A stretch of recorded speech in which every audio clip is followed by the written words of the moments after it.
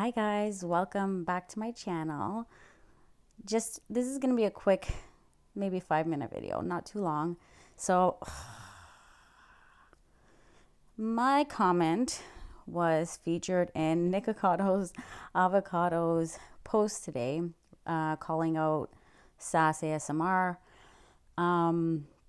So I just kind of wanted to touch on that. So here's my thing.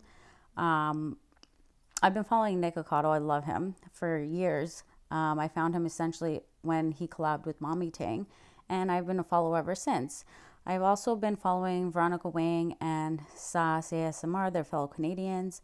So yeah, I mean, I enjoy their content. I enjoy Nick. I love everybody. I don't hate on anybody. I don't recommend hating. You know, if you have an opinion, you can state your opinion, and that's fine and dandy, but do it in a positive way. I feel that the way Nick has been handling it has been very professional. And yeah, so that's my history with them. I've just been a follower for a while. And I found Shookbang through Arie's life. I'm going to try and leave everybody's links in the description, so you guys can check out Nick's video on both Veronica and Sas. On Arie's life, when she mentioned Shookbang, she was laughing about it because Shookbang did a video on her and her brother Steven Sushi. So that's when I found out about Shookbang, and I started following him or her at that time and binge watched his videos. And he didn't have a lot of videos out there, but in a short period of time, he became very popular in the community and gained like something close to like 50,000 subscribers. And I'm just a small YouTuber. To gain that amount of subscribers in the time that they did is incredible. It's an incredible achievement. So kudos to you, Shookbang. And it's a lot of work, you know. So when I had found out the whole thing about Veronica and Sas, I was actually very hurt by it as well. In one of my videos, I think it's the Wendy's mukbang, when I think the title is "What Would You Do?" I speak about things that just kind of bug me, and I'm very much the type of person where if something is not done fairly or proper, I usually have to say something. Like, I am the type of person that will root for the underdog or stand up against a bully or whatever the fact is, in the matter. And so my dumbass, when I found out about it, I think this was even before, this was before he posted his video today, Nick's. I had commented because I think it was leaked that Sas had, or I think Shookbang had made a post saying that Sas was the one who did the third copyright strike or whatever the case is. I don't know the order. I'm just whatever. And I had gone on her channel and I left a comment. So I don't support people or companies or anybody that does things unfairly to people. So I just left. It wasn't a hate comment. It was just like a "are you kidding me" kind of comment. You can see it on Nick's channel. The thing is, and then I kind of was a little bit of upset and kind of boycotted them. Later, to go back and check on my comment on Sas's channel. So I went back, and it was getting a lot of notice, that comment, and I decided to delete it since then. I think when Nick screenshotted it, I had like 300 or something thumbs up. I don't even know, or replies. I don't even know. I wasn't like, I didn't care that much. I don't like have my notifications on, so it wasn't, you know. So when I had gone to check on it, it was hitting close to like 500 or 600 likes, plus a ton of comments, and I just decided to delete it because, yeah, you know, my channel is associated to that and what have you. But Nick screenshotted it. So, you know, this is the thing. I don't hate on anybody. I'm not trying to be a bully. I'm just going to state my opinion. I deleted it because, yeah, I don't know. But then I kind of like thought about it when I was watching his video today. And I'm like, this isn't something normally I would stand up for.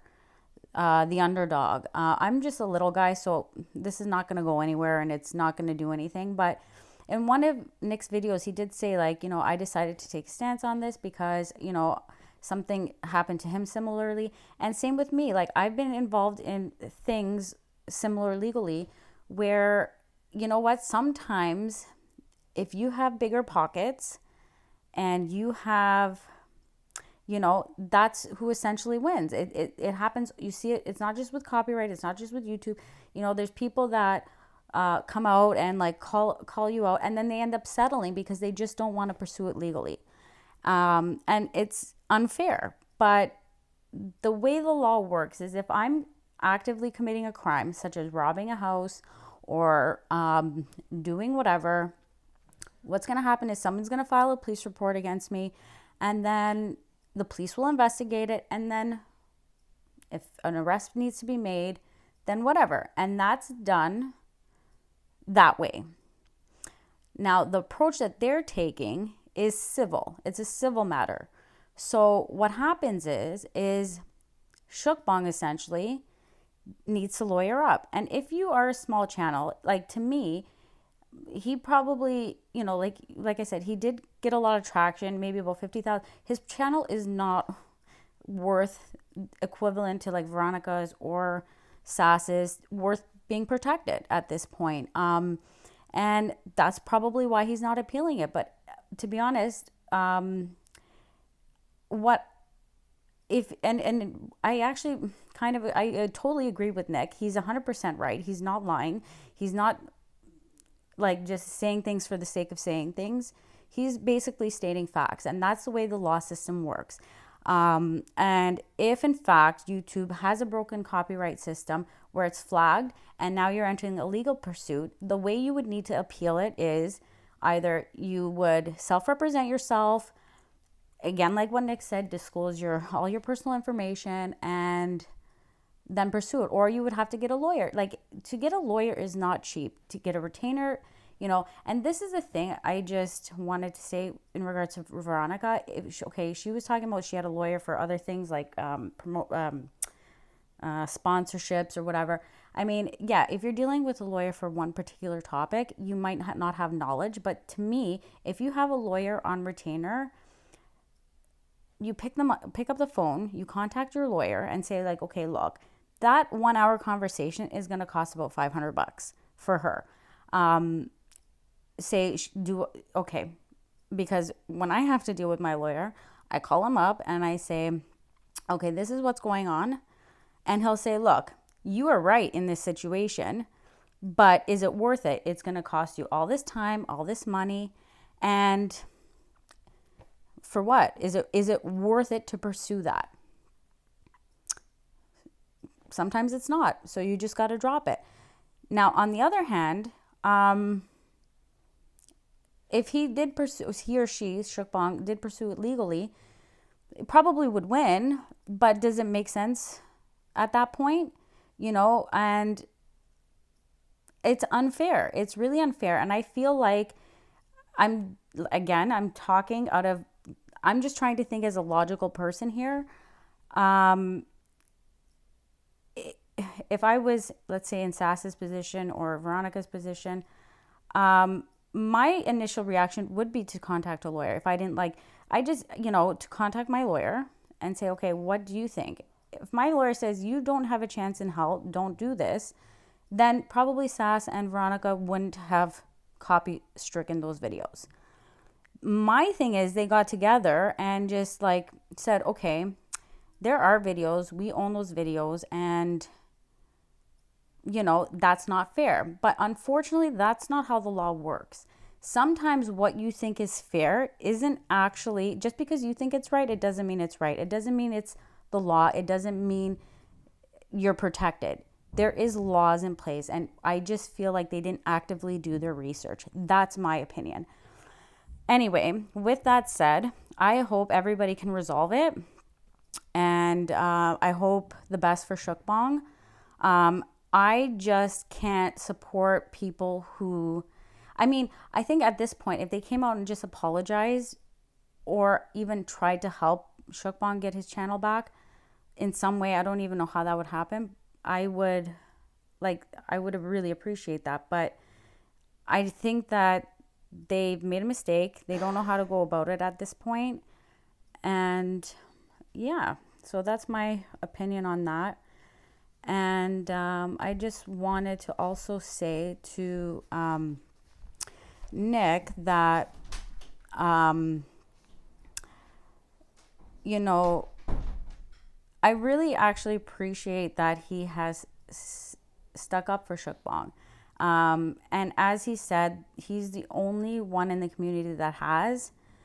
And yeah, this is something that really actually bothered me so much about, because